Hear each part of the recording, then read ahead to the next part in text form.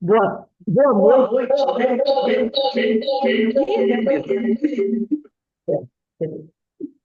Boa noite, meus amigos. Boa noite, minhas amigas. Nós estamos aqui na Sociedade de Estudos Espíritas Francisco de Assis, hoje é 24 de fevereiro de 2025. O ano já está indo embora, né? Estamos no final de fevereiro. E nessa noite, na noite das segundas-feiras, nós realizamos a nossa palestra pública.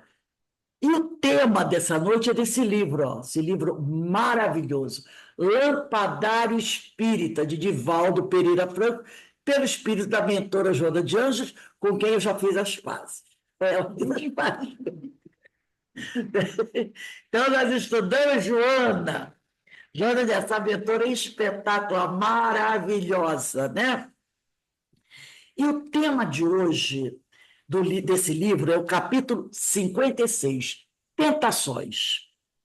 Mas antes de nós iniciarmos a nossa palestra, que hoje quem vai fazer o nosso estudo é a nossa querida irmã Márcia Carijó, trabalhadora do COI, Centro de Educação e Orientação Espírita Jesus Gonçalves, né?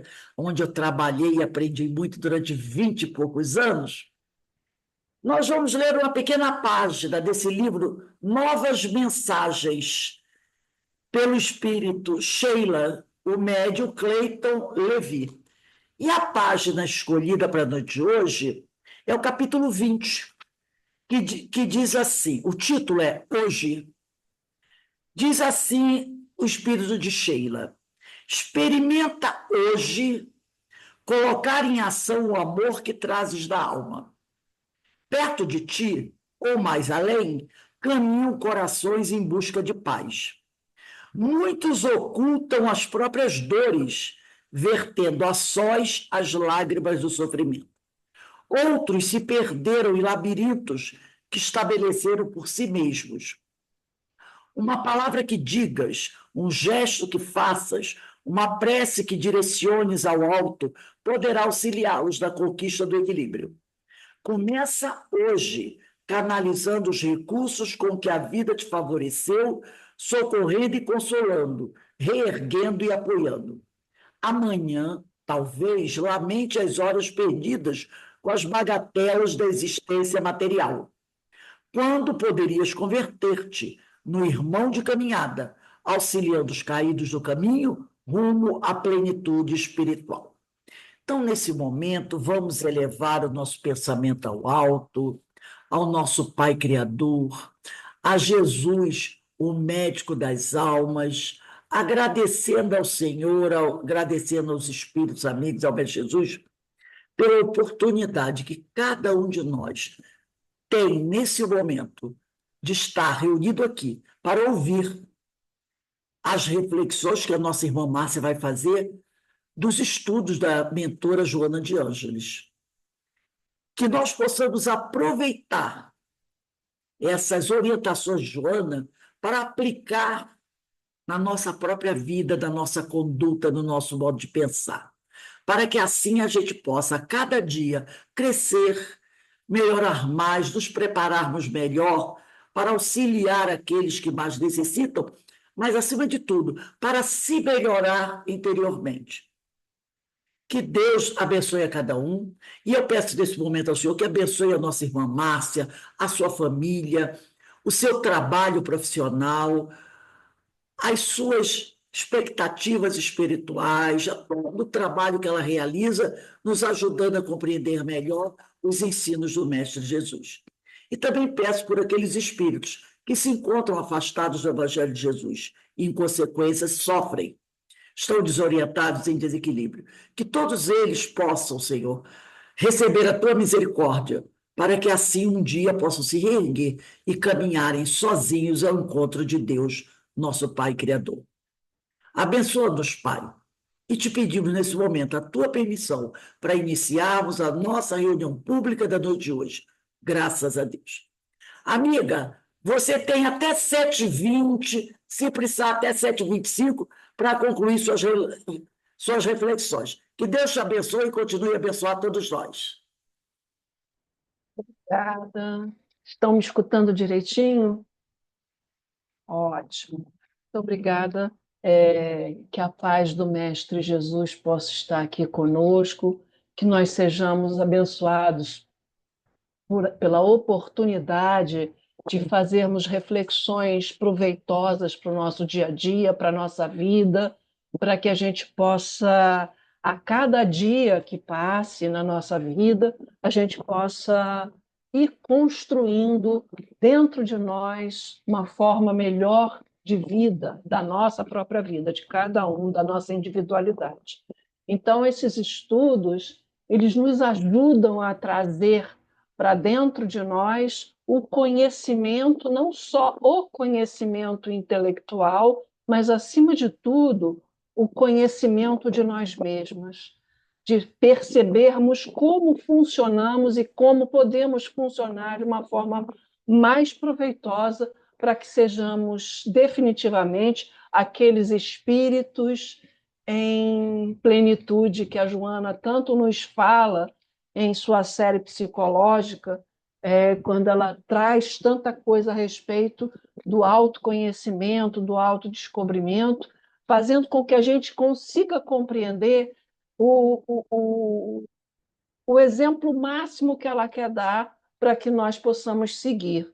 Muitas vezes a gente entende, percebe a Joana de Ângeles com uma certa dificuldade, temos dificuldades em compreender determinadas coisas que Joana nos coloca, mas, ao mesmo tempo, ela também nos dá um norte para que a gente possa ir conseguindo fazer esse entendimento que a gente acabou de colocar, esse autoentendimento, essa conscientização de nós mesmos mais aprofundada.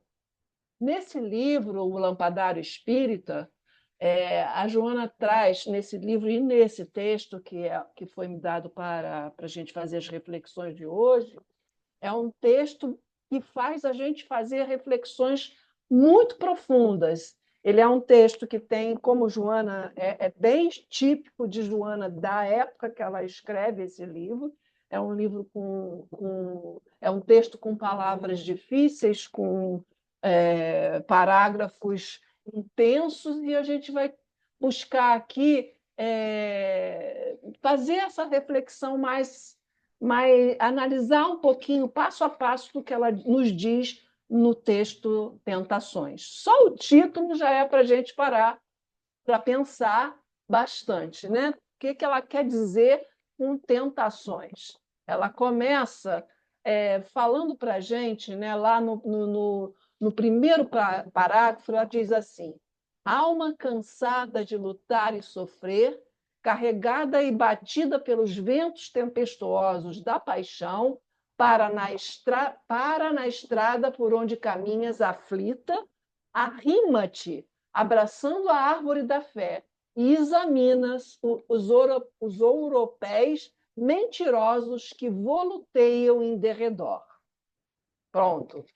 E esse pedacinho de Joana já é assim para a gente, mas o que ela está querendo dizer com isso? Né? Então, nós temos, eu entendo que ela coloca numa forma metafórica, ela vai falar para a gente desse cansaço,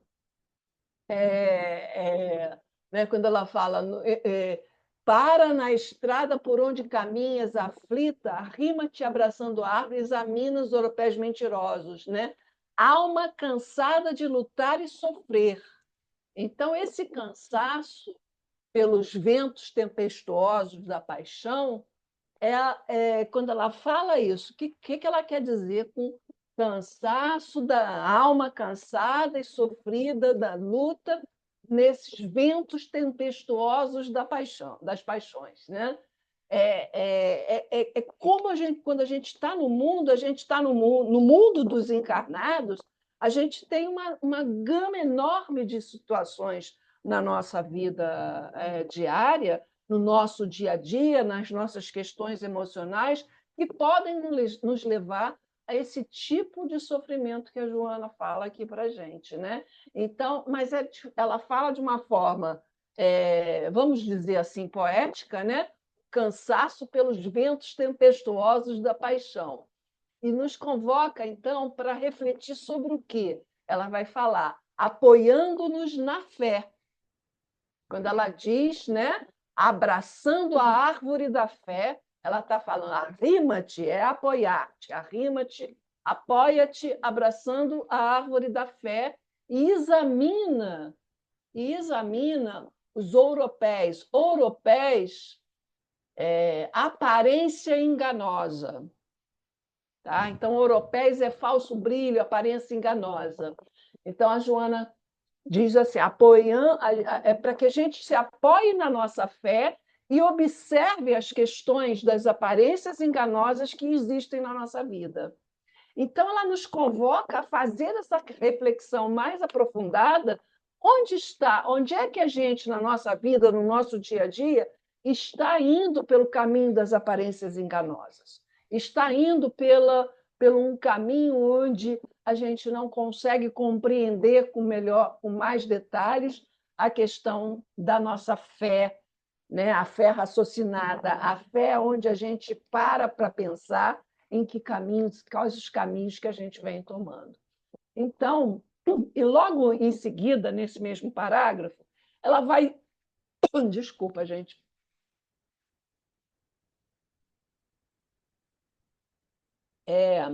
Logo em seguida desse parágrafo, ela vai elencando alguns pontos para a gente pensar aqui. Então, ela chega assim, né? Mentirosos que voluteiam em derredor, e aí ela começa. A sede do ouro, doou-te o espinho cruel da ambição desequilibrada. Então, aqui ela coloca, né? O primeiro ponto, sede do ouro, ambição desequilibrada. Então, aqui ela está falando do nosso caminho, muitas vezes, para a questão do dinheiro,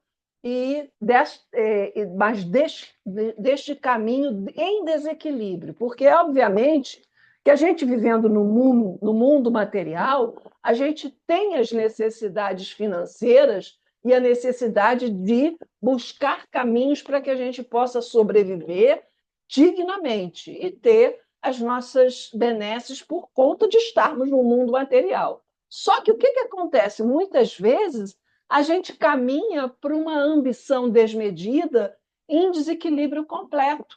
A gente só pensa em ter, e esquece que o mais importante na vida é a gente aprender a ser, a perceber quem somos, espíritos imortais a caminho do aperfeiçoamento.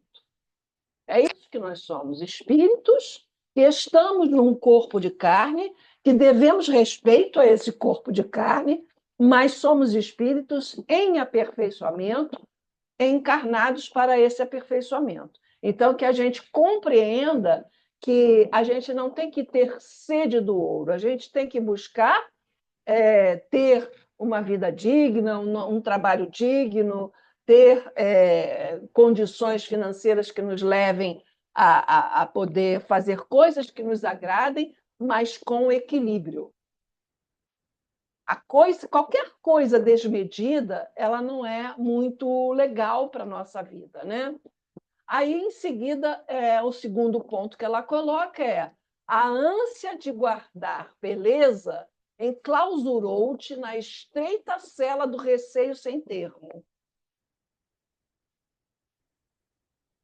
Ela fala de uma coisa assim, de uma forma, né, metafórica, né? Ela fala de a ânsia enclausurar-te na cela do receio, ou seja, aqui ela está falando de muitas vezes a nossa necessidade de nos mantermos bonitos, né, belos, essa beleza, essa necessidade de estar buscando esse caminho de uma beleza. E aí ela coloca isso como nos enclausurarmos na cela do receio sem termo. Ou seja, não existe nenhum termo que a gente possa entender o porquê que a gente se enclausura nesse desejo, nessa ânsia de guardar beleza.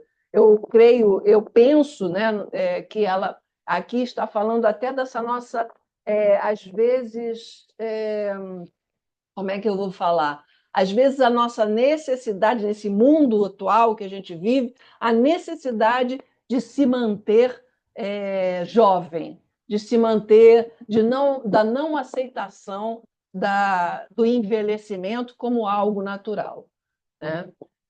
E a gente vai se enclausurando nesse receio de ver que a gente já não tem o vício do início da nossa vida, a gente já não tem as mesmas formas, a gente já não tem. E isso vai, muitas vezes, nos aprisionando e entrando num receio que não tem muita justificativa.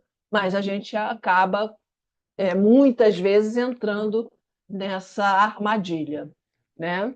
Em seguida, ela vai falar: o desejo da carne amarrou-te a desarmonia da mente, crucificando-te em madeiro inglório de aflição e dor.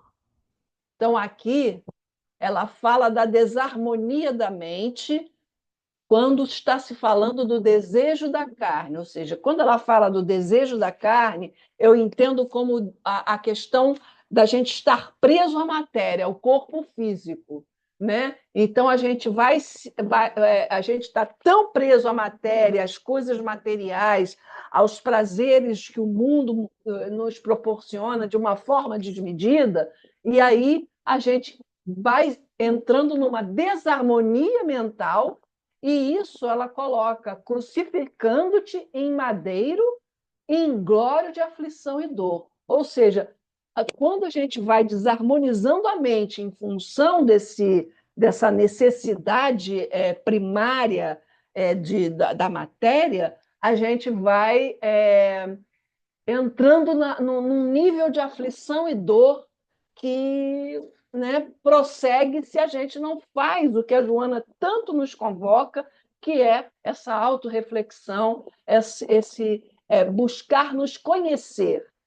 Como eu falo sempre, né, o autoconhecimento ele pode provocar dores da nossa consciência, dizer assim, nossa, olha só, que eu já, né, aonde que eu tenho que ir, e faz com que a gente, às vezes, queira fugir disso.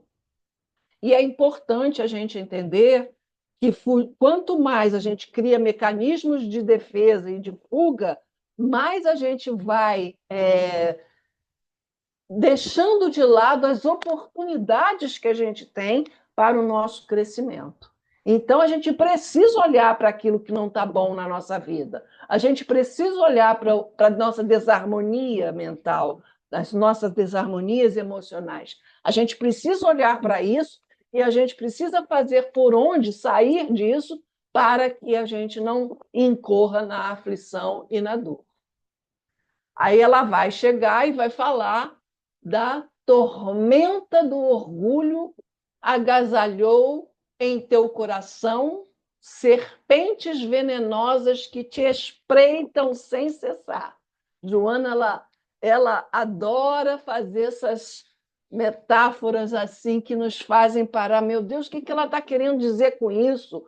Coração com serpentes venenosas, né? O que ela está querendo dizer? E ela fala do orgulho, né? Então, quando a gente se pega, e nós todos ainda que estamos nesse planeta Terra de provas e expiações, nós estamos ainda afeitos a essas questões do orgulho. Então, é algo que a gente precisa estar sempre olhando com bastante perseverança para que a gente não caia nisso que ela colocou aí, né? A tormenta do orgulho agasalhando em teu coração serpentes venenosas que te espreitam sem cessar. Então, é assim, é como se a gente, à medida do nosso orgulho, que a gente não olha para esse tipo de orgulho, o orgulho está, ele é muitas vezes velado, é sutil. Você não se dá conta, você dá outro nome para isso. Então, ela vai e coloca para a gente, olha, para e pensa.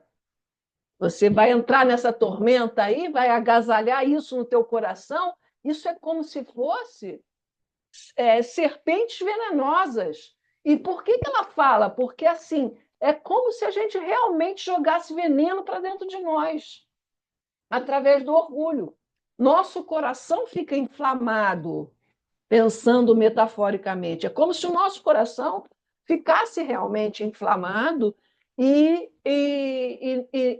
nos trouxesse mais uma vez esse sofrimento. Então, ela coloca para a gente: olha para isso, olha para isso. O orgulho é um tormento. Então, você olha para o seu orgulho para que você possa sair disso, para que o seu coração não seja envenenado pelo seu próprio orgulho. Em seguida, ela vai falar: a loucura do poder arrojou-te ao despenhadeiro do crime, iludindo-te com a imagem de altura fictícia. A loucura do poder causando ilusão. Então, a gente, às vezes, ganha poderes pequenos. E a gente tem noção de que quando a gente tem alguns poderes pequenos, muitas vezes a gente entra nessa esparrela da ilusão. Porque administrar alguma coisa, se tornar chefe, até mesmo com um funcionário que a gente tenha, a gente tem que perceber como que a gente lida com os poderes que a gente tem. Ela chama de a loucura do poder, aqui, nesse texto. Ela fala muito disso em vários livros dela, sobre essa questão do poder. Às vezes a gente pega e conota o poder como algo negativo, mas eu não vejo assim, porque quando eu penso na figura de Jesus, Jesus tinha um poder, e um poder grandioso, só que ele tinha um poder com a amorosidade de um espírito que já carregava um conhecimento e um autoentendimento muito grande. Então, o poder de Jesus vinha com amor, não com o que ela está colocando aqui para a gente, que estamos no terra a terra, né? E que estamos ainda nessa loucura de ganhar um pinguinho de poder e nos tornarmos esse ser arrogante, orgulhoso e que despreza o outro, né? Então, ela coloca, inclusive, arrojou-te ao despenhadeiro do crime. Então, ela vai além, ela vai num poder mundano que pode nos levar para um crime, iludindo-te com a imagem de altura fictícia. Então, quando a gente se ilude que a gente é o tal, e, na verdade, a gente está num caminho muito tortuoso.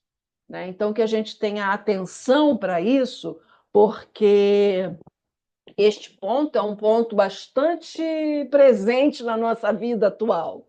Né? Nós temos isso, a gente tem isso gritando no mundo atual, quer seja no mundo, né, na micro, como no macro, que no sistema político que a gente tem no nosso país, que tem em outros países. A gente está vendo isso de forma assim assintosa, e por isso que a gente precisa olhar para o nosso próprio eu e pensar como é que eu estaria se me tivesse dado um grande poder, né? Porque o que a gente vê é que as pessoas que têm um grande poder, muitas delas, estão fazendo coisas inimagináveis e criminosas. Né? Mas é claro que a gente tem também as pessoas que tiveram um grande poder e fizeram coisas proveitosas. A gente pode pensar aqui no Papa Francisco, que está enfrentando aí a luta carnal dele nesse momento, né? Mas que foi um Papa que transformou muita coisa. Foi um Papa que veio para fazer uma diferença inimaginável no campo do cristianismo, do catolicismo. E ele fez grandiosamente, continua fazendo, e esperemos que ele consiga se recuperar apesar de tantas forças contrárias com relação a isso, né? Infelizmente. Mas a gente tem isso, a gente tem esse nível de poderes e poderes. Poderes que são criminosos e poderes que lançam luz. Então, que a gente fique, observe esses poderes que lançam luz para nós, né? Aí ela segue dizendo assim, ela vai falar: a insanidade dos prazeres que o comodismo concede custou-te o preço da saúde e da paz. Olha só, gente. A insanidade dos prazeres que o comodismo concede custou-te o preço da saúde e da paz. O que, que ela está querendo dizer com isso? Que prazeres do comodismo ela está querendo? As coisas que comodamente elas aparecem para nós podem fazer com que a gente entre na insanidade desses prazeres, né? Ou seja, na loucura dos prazeres fora de regra que são concedidos pelo comodismo. E custa o quê? A nossa paz e a nossa saúde. Olha só que coisa séria que ela está dizendo aqui para a gente parar para refletir de uma forma bastante intensa, né? Aonde que estão os meus prazeres e eu me acomodando de uma forma nada proveitosa e que isso está provocando a minha saúde mental não boa, a minha saúde física também não, e a minha paz interior. Aqui ela falando, quando ela fala da paz nesse sentido, eu entendo que é a paz interior. É a paz que está dentro de nós. E aí ela vai trazendo de novo a incessante busca da glória efêmera no palco terreno, expôs-te aos dardos da maldade ultris que ora te ferem e magoam. A incessante busca da glória efêmera expõe-te aos dados de maldade ultris, ou seja, vingadora. Então, a gente tem que parar para refletir, né? Que busca de glória efêmera a gente está buscando? Aonde que a gente busca essa glória efêmera? No mundo terreno, no planeta Terra, encarnados aqui que estamos. Porque o que ela diz é que isso nos expõe a dardos de maldade, vingadoras, que nos ferem e nos magoam. Então, a gente precisa pensar nesses 7 itens que ela coloca para a gente como alguma coisa que nos dê um norte para que a gente possa encontrar o equilíbrio, o nosso equilíbrio, a nossa sanidade, a nossa saúde mental, para que a gente tenha uma saúde física e para que a gente encontre a paz. Então, essa sede do ouro, essa ânsia de guardar beleza, o desejo da carne, o tormento do orgulho, a loucura do poder, a insanidade dos prazeres e a incessante busca da glória efêmera são pontos chaves que ela nos diz: olha, isso aqui tudo faz parte das aparências enganosas que existem na nossa vida. Né? E a gente precisa se apoiar em quê? Na fé. Então, ela fala para a gente: apoia-te na fé. E vai observando todas essas aparências enganosas que ela elenca aqui para a gente. Então, a gente precisa olhar para isso com os olhos de ver. É importante que a gente olhe para isso com os olhos de ver. Em seguida, ela vai dizer para a gente assim: no parque onde brincam a mentira agradável, o ódio sorrateiro, a injúria delicada, a maledicência pertinaz, a hipocrisia sorridente, a vaidade brilhante, também choram a honradez ultrajada, a dignidade ferida, o caráter desrespeitado, o sacrifício humilhado, o dever combatido pelos atores da comédia da ilusão. No parque onde brincam a mentira agradável, também tem a parte do choro. E ela fala aqui: honradez ultrajada, caráter desrespeitado, sacrifício humilhado, dever combatido pelos atores da comédia da ilusão. Então, aqui ela tá dando para a gente alguma coisa assim. É muito forte esse texto. Então,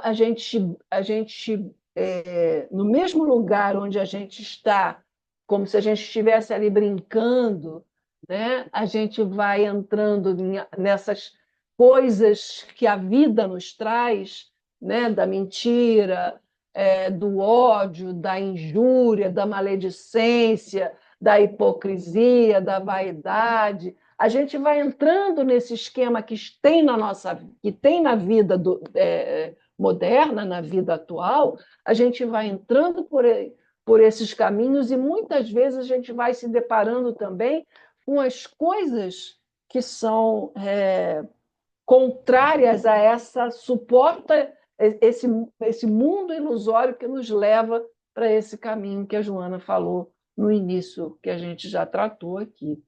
Né? Aí ela segue dizendo assim: a alegria ruidosa sacrifica a harmonia das cordas vocais. Gente, a Joana fala muito da alegria em vários textos dela, mas aqui ela está falando de algo fora do prumo, em desequilíbrio. Ela fala da alegria de viver, da necessidade de nós sermos alegres, da gente ter alegria de viver. Mas aqui ela está falando da alegria ruidosa. A alegria ruidosa sacrifica a nossa harmonia das cordas vocais.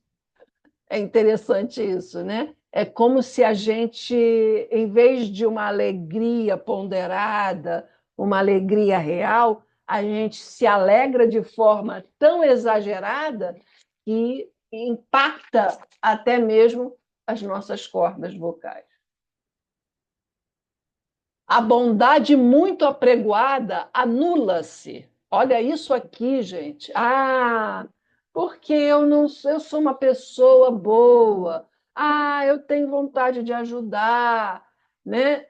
A bondade muito. Eu sou uma pessoa que faço doações, sabe? As pessoas que precisam falar sobre a suposta bondade que praticam, né?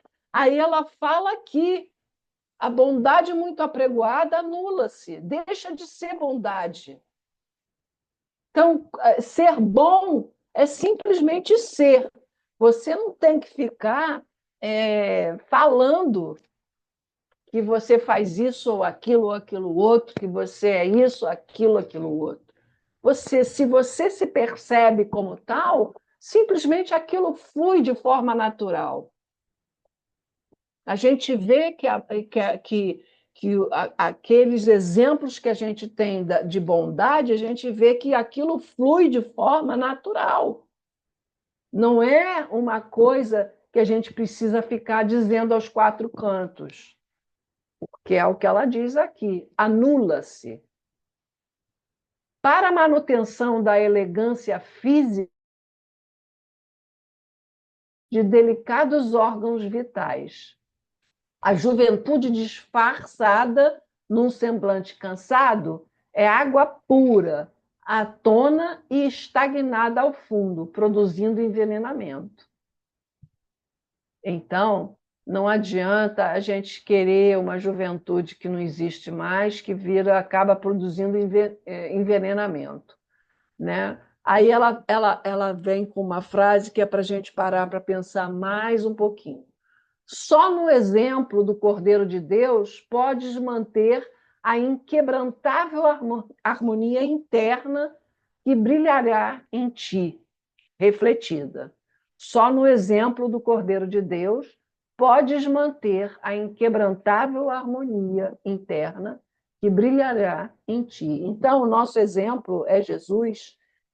Jesus nos mostra esse caminho, né? Então, ela diz, ao invés da gente sucumbir às tentações que espalham pela senda espinho,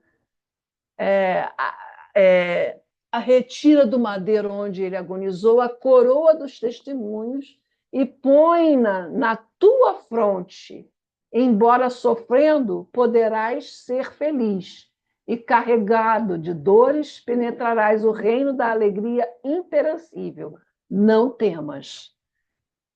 Então, aqui, ela usa, né, a imagem do Mestre Jesus para nos dizer que a gente olhe para isso e põe esse exemplo para dentro de nós, e mesmo que ainda em sofrimento, a gente pode ser feliz e penetrar no reino da alegria imperecível. Não temas. E diante disso, né, a gente vai lá no Livro dos Espíritos, na parte 4 da Esperança e Consolações, no capítulo das penas e gozos terrestres, e no item Felicidade e Infelicidade Relativas. Como ela está falando aqui nesse final, e quando ela fecha dizendo não temas, ou seja, é o caminho, o nosso caminho como espíritos em processo de crescimento, de amadurecimento, de encontrar a nossa plenitude, nós precisamos passar por determinadas situações que, mesmo carregando dores, a gente pode ser feliz no reino da alegria imperecível. Mas aí a gente tem felicidade e infelicidade relativa. Eu peguei aqui algumas das questões dessa primeira parte desse capítulo 1, que é a questão 920, que é a primeira questão que Kardec pergunta: pode o homem gozar de completa felicidade na Terra? Os espíritos vão dizer para ele que não. Por isso que a vida lhe foi dada como prova ou expiação. Dele, porém, depende a suavização dos teus males e o ser tão feliz possível na Terra. Então, aqui, os espíritos nos esclarecem de forma muito clara e precisa, né? Não é possível a gente ter um gozo completo de felicidade, pois estamos num mundo de provas e expiações. E como um mundo de provas e expiações, nós ainda passamos pelas situações de sofrimento, de dores e dessas situações. Agora, a suavização vai depender de como a gente encara isso tudo, de como a gente passa pelas nossas dores, né? O ser vai ser tão feliz quanto possível na Terra. Quanto mais a gente consegue compreender isso, mais fácil fica para nós encontrar essa felicidade relativa. Porque é uma felicidade relativa, mesmo que a gente viva sob as situações desconfortáveis que a vida física, que a vida material pode nos dar, se a gente consegue entender isso e compreender plenamente essa felicidade relativa, fica muito mais suave a gente caminhar nesse plano onde existem as provas e as expiações, né? Aí Kardec pergunta: concebe-se que o homem será feliz na Terra quando a humanidade estiver transformada. Mas, enquanto isso não se verifica conseguir uma felicidade relativa, Kardec vai fazer a pergunta para tentar entender melhor. Aí ele diz assim, aí os espíritos dizem: o ser humano é quase sempre o obreiro de sua própria infelicidade. Olha só a resposta inicial dos espíritos. O ser humano é quase sempre o obreiro de sua própria infelicidade. Praticando a lei de Deus, a muitos males se forrará e proporcionará a si mesmo felicidade tão grande quanto o comporte a sua existência grosseira. Então, assim, depende, mais uma vez a gente vai perceber que depende de nós. O que eu estou fazendo para administrar a minha vida para que ela seja a melhor possível e eu consiga encontrar os meios mais razoáveis para que eu tenha essa felicidade relativa. Porque uma coisa é certa, a felicidade não está nas coisas materiais. E muitas vezes, a gente está buscando essa felicidade nas coisas materiais. A gente busca no poder, a gente busca no ter, a gente busca num companheiro ou numa companheira, a gente busca em filhos e não está nisso. A nossa felicidade ela está dentro de nós. Quanto mais a gente se interioriza, quanto mais a gente busca em nós o caminho do equilíbrio, mais a gente vai conseguir entender essa felicidade relativa que os espíritos nos convocam a perceber. Né? Então, aí Kardec fala, né, que aquele que se acha bem compenetrado no seu destino futuro não vê na vida corpórea mais do que uma estação temporária, uma como parada momentânea em péssima hospedaria. Facilmente se consola de alguns aborrecimentos passageiros e tal. Então, Kardec vai aqui mostrando para a gente que quando a gente consegue compreender que a vida física ela é temporária, ela é importante, porque estamos aqui para a gente galgar mais um passo no nosso aperfeiçoamento. Porém, se a gente fica preso à matéria e à materialidade, mais sofrimento a gente encampa para nós mesmos. Então, a gente precisa perceber que é momentânea, se a gente tem um tempo na Terra, neste corpo que a gente habita hoje. Mas nós habitamos esse corpo. E uma hora a gente vai deixar o Nesta hora que a gente vai deixar o corpo, a gente prossegue. E o que a gente leva neste momento? Quando há o desencarne, o que a gente leva? A gente carrega alguma coisa material? Não. A gente vai carregar tudo aquilo que a gente conseguiu conquistar de harmonia, de equilíbrio, de emoções em equilíbrio, e de sensatez, e de crescimento como espíritos que somos. Aí, para encerrar essa parte aqui do Livro dos Espíritos, na 922, ele pergunta assim: a felicidade terrestre é relativa à posição de cada um? O que basta para a felicidade de um constitui a desgraça de outro? Haverá, contudo, alguma soma de felicidade comum a todos os homens?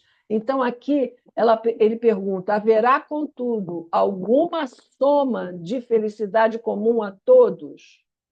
E os espíritos respondem: com relação à vida material, é a posse do necessário. Com relação à vida moral, a consciência tranquila e a fé no futuro.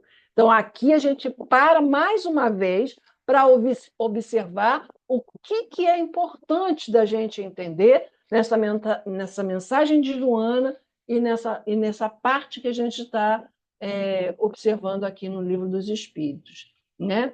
Na vida material, o importante é a gente ter a posse do necessário. Essa posse do necessário, a gente poderia ficar aqui muito mais tempo falando do que é necessário, o que é supérfluo. A gente estuda isso o tempo todo e isso gera, às vezes, algumas dúvidas, né? O que é necessário, o que é supérfluo, né? Mas os espíritos colocam, né? Com relação à nossa vida material, o que é necessário? Eu vou observar o que é necessário para mim e o que não é exagero. Porque existe uma diferença entre nós. De repente, o que é necessário para a minha vida neste momento pode ser não necessário para a vida de outra pessoa, e vice-versa. Né? E aí a gente vai entendendo um pouco mais essa questão da parte material.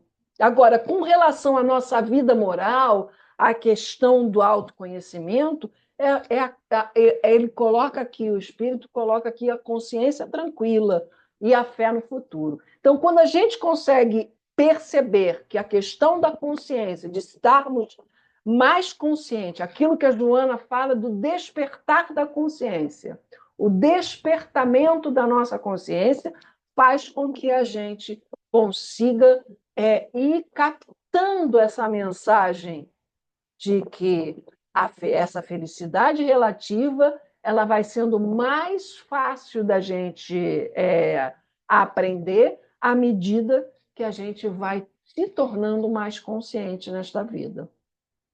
E a fé no futuro, obviamente, se eu tenho a certeza de que sou espírito e que o que morre é o corpo físico, o espírito fica, e eu vou dar continuidade à minha existência como espírito, se a gente tem essa noção garantida e certa, a gente tem a fé no futuro. A gente não vai ficar apegado, muitas vezes, mesmo sendo espírita de anos e anos, a gente, às vezes, é apegado ao nosso corpinho. A gente fica lá com meio que um receio de como é que vai ser essa história de perder esse corpinho e seguir o nosso rumo, né? Mas é isso. Quando a gente consegue compreender, e acho que nós aqui já compreendemos que somos espíritos imortais e estamos num momento, num corpo de carne que nos auxilia ao despertamento cada vez maior da nossa consciência. E é isso que a gente precisa fazer. E ela nos convoca dizendo: não temais, não temas, não temas, não temas. Então, assim, as tentações, elas existem, elas estão aí, elas fazem parte da nossa vida material. Mas como a gente vai lidar com elas é que é a grande diferença. Para a gente finalizar, eu peguei aqui do outro item do Evangelho segundo o Espiritismo, no capítulo 17, o item 10, o homem no mundo. Eu prefiro dizer o ser humano no mundo, tá? Essa forma de falar antiga, né? É um pouco. Então, eu acho que é o ser humano no mundo. Um sentimento de piedade deve sempre animar o coração dos que se reúnem sob as vistas do Senhor e imploram a assistência dos bons espíritos. Purificai, pois, os vossos corações. Não consintais que neles demore qualquer pensamento mundano ou fútil. Elevai o vosso espírito àqueles por quem chamais, a fim de que, encontrando em vós as necessárias disposições, possam lançar em profusão a semente que é preciso germine em vossas almas e dê frutos de caridade e justiça. Então, aqui no Evangelho, a gente tem esse fechamento que Joana nos convocou no texto sobre as tentações, né?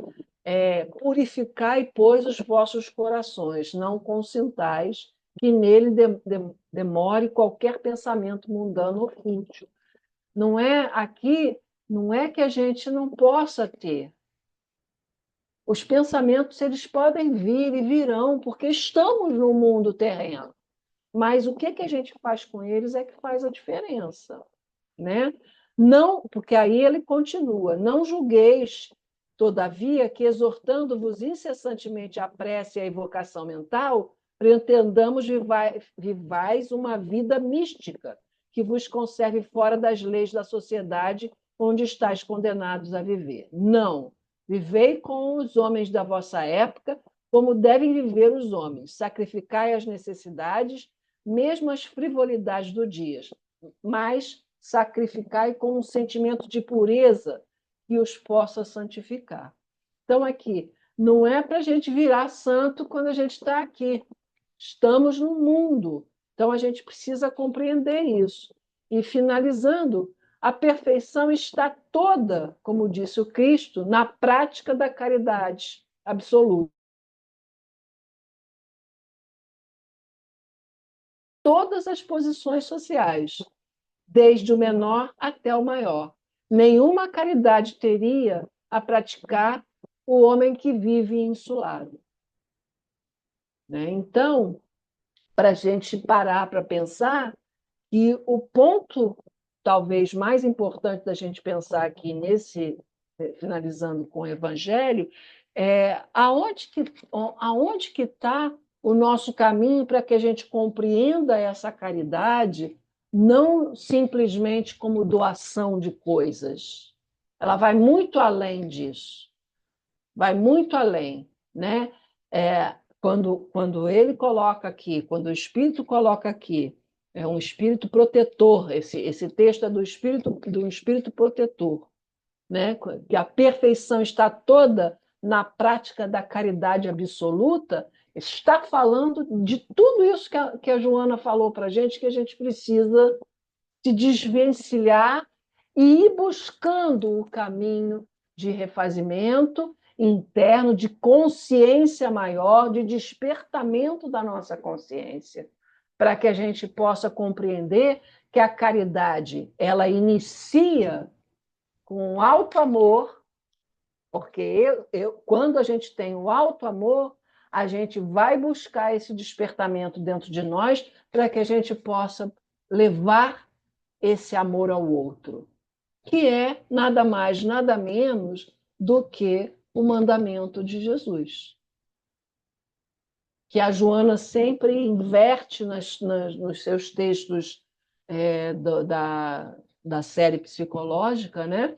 Que ela vai falar para a gente que o início está em nós. Precisamos desse alto amor para encontrar o amor do outro e assim compreendermos o amor a Deus. Termos esse amor a Deus de uma forma plena e completa. E é isso. Não temamos nós esse nosso caminho. Ele está aí. Né? Que Jesus possa estar no nosso ambiente mental, nos trazendo essa reflexão sempre em nossos corações, para que a gente possa definitivamente, a cada dia, ir trilhando essa melhora. Muita paz. Muito obrigada, minha irmã, por esse estudo, por essa reflexão, que o Senhor te abençoe, abençoe todos nós, e que possamos sempre contar com você aqui conosco para nos ajudar a compreender um pouquinho mais Joana de Anjos. Nós estamos entrando em harmonia. Muito obrigado, meu. Muito obrigado. Que Deus te abençoe. Meus irmãos, estamos encerrando aqui a nossa palestra pública da noite de hoje. Foi ótimo, né? A Márcia sempre nos ajuda muito a compreender, Joana, seu pensamento, né? Suas reflexões.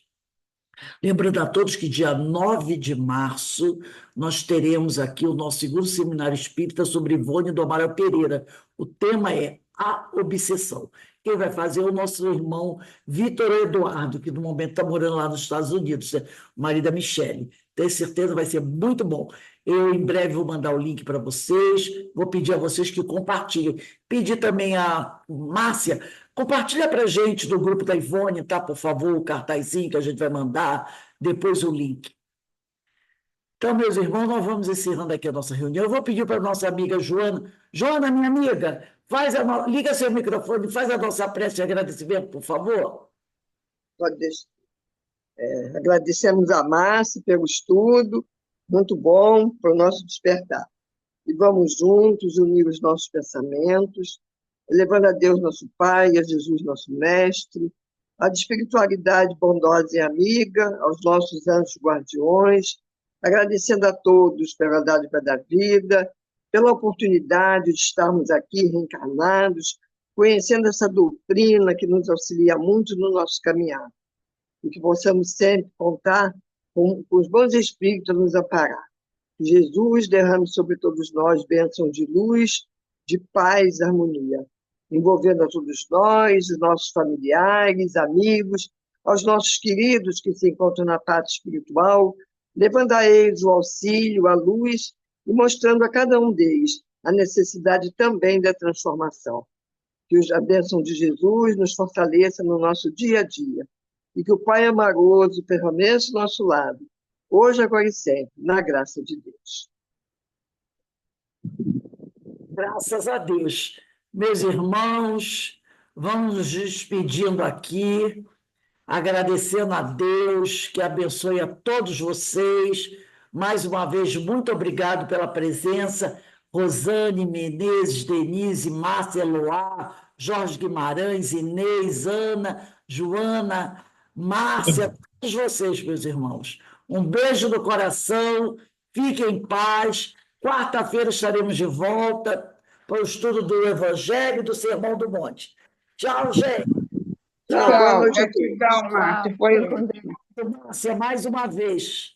Obrigada. Beijão para todos aí.